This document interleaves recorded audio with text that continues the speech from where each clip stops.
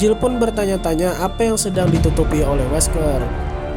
Lalu Wesker pun terbuka dan menjelaskan kepada Jill bahwa beberapa bulan yang lalu, saat Umbrella mulai memindahkan lokasi operasi mereka, Wesker dihubungi oleh orang tidak dikenal. Menurutnya, orang-orang tersebut mencoba untuk membongkar rahasia busuk yang disembunyikan oleh Umbrella Corporation di ruangan rahasia. Wesker mengaku bersedia menerima dari pekerjaan mereka karena ditawarkan uang dengan jumlah melimpah, yang mana bisa ia gunakan untuk meninggalkan Raccoon City. Jill pun sedih mendengarnya. Jill mencoba mengajak Wesker mencari Chris dan Richard untuk memberitahu bahwa Brad telah tewas. Sambil memegang senjata, Wesker berkata dia tidak bisa melakukannya, lalu menarik Jill karena ada orang yang terinfeksi di belakang Jill. Setelah menghabisi orang itu, Wesker pun meninggalkan Jill dan memasuki ruangan rahasia itu. Sin kembali ke gerbang kantor polisi. Gerbang telah dipenuhi oleh orang-orang yang terinfeksi, sedangkan tim Alpha tidak bisa dihubungi. Brian pun mempunyai ide untuk membawa mereka keluar dari sana agar bisa mendatangi kediaman Spencer. Tidak lama setelahnya, para orang-orang itu pun berhasil menembus gerbang kantor polisi dan dengan cepat masuk pintu utama. Mereka pun panik sambil terus bergerak. Claire berusaha menahan serangan dari orang-orang itu hingga akhirnya berhasil keluar bangunan. Tepat pada pukul 4 dini hari, dengan kondisi kota yang sangat sepi, mereka bertiga sampai di panti asuhan tempat Claire dulu tinggal bersama Chris. Sesampainya di dalam, Claire memutar ulang memori saat dimana anak buah Dr. Birkin membawanya saat masih kecil. Hingga muncullah pertanyaan, kenapa Brian membawanya ke panti asuhan tersebut? Brian pun meluruskan bahwa panti asuhan tersebut memiliki terowongan rahasia yang mengarah ke dalam kediaman Spencer. Saat mereka berdebat, tiba-tiba Leon melihat sosok Lisa Trevor berada di satu ruangan. Lisa meminta Leon agar tidak bersuara sambil memberi isyarat tangan. Namun Leon tetap berteriak memanggil Claire dan Brian. Namun sayang, ketika Claire menghampiri Leon, Lisa langsung menghilang.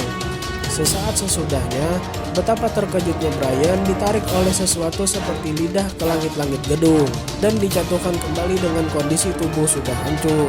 Ternyata yang muncul tiba-tiba dan menarik Brian tadi adalah monster bernama Licker. Melihat itu, mereka langsung kabur, namun sayang, Licker ini berhasil menarik kaki Leon dan jatuh. Saat Licker akan menyerang Leon, Lisa datang tepat waktu menghabisi monster tersebut dengan susah payah dan akhirnya monster tersebut tumbang. Claire kenal bahwa orang itu adalah Lisa. Claire pun bertanya apakah dia tahu cara menuju kediaman Spencer. Lisa tidak menjawab Claire, namun Claire tetap mengajak Leon untuk mengikuti kepandangan Lisa pergi. Sampai di suatu ruangan, Lisa memberikan kunci dan menunjukkan rumah kunci dan ternyata adalah sebuah lift. Jam menunjukkan pukul 4 pagi lewat 23 menit. Chris masih sibuk menghadapi para orang-orang yang terinfeksi, yang sedang menyerang hingga kehabisan amunisi. Di dalam gelap, ia melihat Dully yang sudah terinfeksi total. Namun sayang, korek api yang ia gunakan untuk penerangan pun padam, sehingga kesulitan melawan mereka. Tapi tiba-tiba Jill datang menyelamatkan Chris. Di sini Jill menceritakan semuanya, lalu mengajak Chris untuk mengikuti Wesker ke dalam ruangan rahasia, karena kemungkinan itu satu-satunya cara agar mereka bisa keluar dari tempat tersebut. Scene berpindah pada Leon dan Claire. Lift sudah sampai ke bawah dan sampai di sebuah ruangan yang gelap. Di sana Claire menemukan pemutar video dan memutarnya. Video itu menampilkan rekaman sepasang anak kembar, sehingga Claire menyadari di tempat itulah Umbrella melakukan eksperimen pada anak-anak panti asuhan. Claire pun mengajak Leon untuk segera menemukan Chris. Di ruangan yang berbeda, terlihat Dr. Birkin yang sedang sibuk mempersiapkan sampel virusnya. Karena melihat seseorang yang dijadikan bahan eksperimen, istri dan anak dari Dr. Birkin pun bertanya. Dr. Birkin hanya mengatakan bahwa yang ia kerjakan adalah pekerjaan Tuhan. Setelah beberapa saat, Wesker sampai di ruangan Dr. Birkin. Melihat botol sampel bertuliskan G-Virus, Wesker meminta Dr. Birkin untuk menyerahkan sampel tersebut. Tapi Dr. Birkin menolak, dan Dr. Birkin pun menembak sebelum Wesker menembak balik. Melihat sang ayah terbunuh, istrinya pun mengambil senjata. Namun sekali lagi Wesker berhasil membunuh istrinya.